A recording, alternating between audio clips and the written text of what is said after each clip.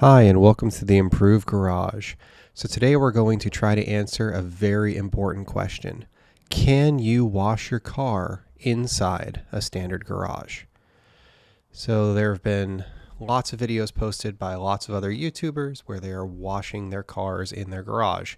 Pan the Organizer comes to mind, Obsessed Garage comes to mind, several other channels, DIY Detail, for example. So I wanted to see if I could wash my 2024 Mini Cooper Clubman inside my 3-car garage. Now my garage is a little over 20 feet deep. It's about 30 feet wide, and we're gonna see how it works out. So starting off, I'm using an MTM PF22 foam cannon with P&S Brake Buster, which is a wheel and tire cleaner technically, but I normally use it as a wheel cleaner. We're going to pre-spray all of the wheels. Next, we're going to take an Autofiber barrel blade, which is my wheel brush of choice, and we're going to clean the insides of the wheels and get all of the brake dust and grime out of them. Next, we're going to use a lambskin wheel mitt to clean the face of the wheels and the spokes of the wheels.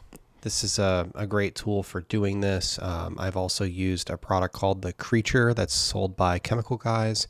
That works very well also. Just allows you to get around all of the spokes and edges of the wheels and make sure that you get all of the nooks and crannies that the brush kind of misses. Next, it's time to rinse the wheels. We're using a Krenzla K1322 with an OG short gun, and this has a 4.0 40-degree orifice. I'm making sure that any brake buster that I got on the side of the car I'm also rinsing off. You can see me get the rear quarter panel here. We'll go around and do the other side of the car as well. Now we will pre-rinse any areas that have bug contact or any sort of grime, heavy grime, like the mirror caps, the front bumper, the headlights, the windshield, etc. And then we can go around and we can rinse the entire car, hitting those same spots that we pre-rinsed a second time on the way through. Now it's time to foam the car. We're using a Griot's Garage foam cannon. It has Koch Chemie GSF, which is a gentle snow foam. We are using a metering tip, a purple metering tip, and we have the snow foam 800 milliliters to 200 milliliters of water. We're just going to foam the entire car and get a nice coating evenly on the whole vehicle. Now it is time to wash the car. So we've got a Microfiber Madness Delipad. I really like this pad. It's designed for delicate paint, and it's designed to reduce the amount of scratching that you have. On this dark green or black vehicles, it's really easy to get light scratches when you're using a pad, even with gentle pressure. So this definitely helps to try to reduce that. So we're just going to go around and we're going to do one panel at a time. We're going to go and dunk the deli pad in the bucket in between panels, and we'll wash the entire vehicle. One thing that may seem trivial but isn't mentioned very often is shoes. When you're using soap in an indoor situation like this, especially on the Swiss tracks, which can be a little bit slick, having the right pair of shoes can definitely help to keep you from sliding all over the place and falling on your face in your video.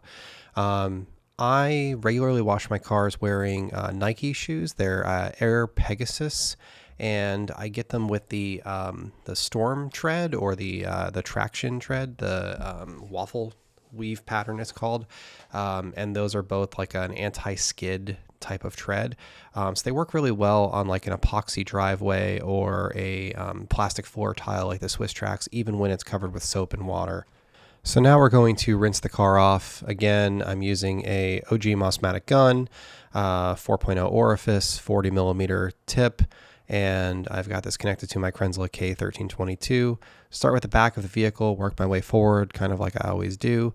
I do have the car more towards the back of the garage, and I'm trying to spray forward, and this is going to keep me from getting the wall, the doors, the cabinets, etc. in the front of my garage all wet.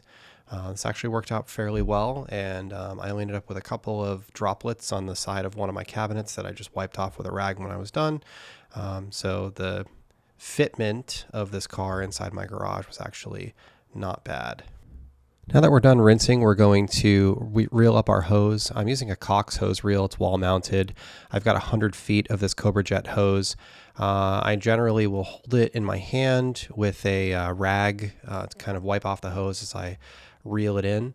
And this allows me to line the hose up by hand and just make sure that it actually goes into place and that I could fit all 100 feet on my reel.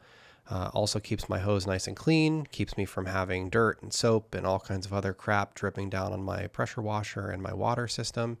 And this pressure washer hose with a single wire does pretty well at not kinking or having any resistance to being rolled up. So now we're going to start drying the car off. I'm using a rag company Gauntlet. They make this towel in 3 different sizes. This is the medium size, which I believe is 17 by 24. I find it's a good size to dry off a car like this. I'll generally use 2 to 3 towels on an average car, but it's not large enough that it kind of goes down past the bottom of the vehicle and has a tendency to hit the ground like the larger version of this towel does. So I'm just going to go around. We're going to get all of the doors, all of the windows, the roof, the door jambs, the rocker panels, every portion of the car as dry as we possibly can with this towel. And we're just going to swap out the towel as it gets wet and grab another one. I keep about 20 of these in my cabinet so I can, wash 5 or 6 cars without having to do laundry. I found that they work really well and they hold up long term. It was getting humid in the garage, so I opened the doors a couple of feet. That allowed the mist and humidity to get replaced by the wind. And I've finished drying off my door jambs and my rear gate. Today, I'm not using any drying aid like I normally do, and the car isn't very hydrophobic. This is because I used a decontamination wash the last time I washed the car in preparation for a coating over the top of the PPF. So the front half of this car was PPF'd, if you didn't know that from watching the rest of the series, and I ceramic coated the rear half of the car before the PPF was installed, and now I need a ceramic coat over the top of the PPF. So in my next video, which will be later on today, separate video release, I will be doing a ceramic coating on the PPF'd hood, mirrors, roof, and rocker panels on the vehicle. I decided to use my Tornador to spray out all of the crevices and cracks along the vehicle. Normally I would use a leaf blower. I have a Milwaukee electric leaf blower. That has a tendency to get the water everywhere, and I didn't think that it was the right tool to use indoors. So the Tornador works a little bit better for the indoors, a little bit more controlled. It definitely takes a little bit longer, but I think I'm going to end up with less of a mess long term. Now that the vehicle is fully dried off, we're going to inspect it for any imperfections or anything that I want to correct before doing the ceramic coating. Remember, whatever you ceramic coat over, you're going to be left with after the ceramic coating, and you're going to see it through the ceramic coating. So you want to make sure that if you have any spots, bug etching, scratches, other imperfections, that you get those taken care of first before doing the ceramic coating or before doing the PPF if you haven't PPF'd. So here you'll see I'm using my Mirka 3-inch polisher. There are a couple of spots where bug guts left a little bit of an etching on the PPF on the front of the car. And PPF is not impervious to bug etching. So we're going to just polish this out with the Mirka 3-inch. I'm using it on the slowest speed.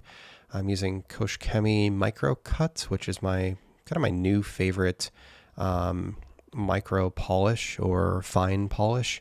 And I'm using the 3-inch Koch Chemie Micro pad, the purple pad. So we're just kind of blotting this out. We're going over these couple of spots. I'm not getting really aggressive with it. It's just a bug etching that I'm trying to remove. And the PPF is pretty easy to clean out with the polisher.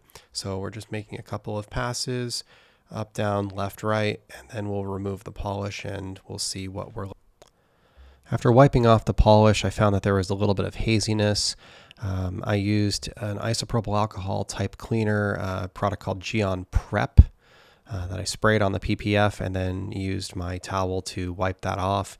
And that did a really good job of removing the haziness. It seems as though the heat from the polisher just allowed the PPF to swell up and capture some of the polish, and the alcohol spray was able to get that out and remove all of the haziness. After going over it with Gion Prep, I was pretty happy with the results, and it's time to do the ceramic coating next. We'll go over the ceramic coating in the next video. We're going to be topping the PPF with G-Technic CSL, which stands for Crystal Serum Light, and then we're going to go over the top of the Crystal Serum Light with EXO V5. I have a small bottle of both of these, which should be more than enough to do the part of the car I need to do. So be sure to tune in next time, and thank you for watching.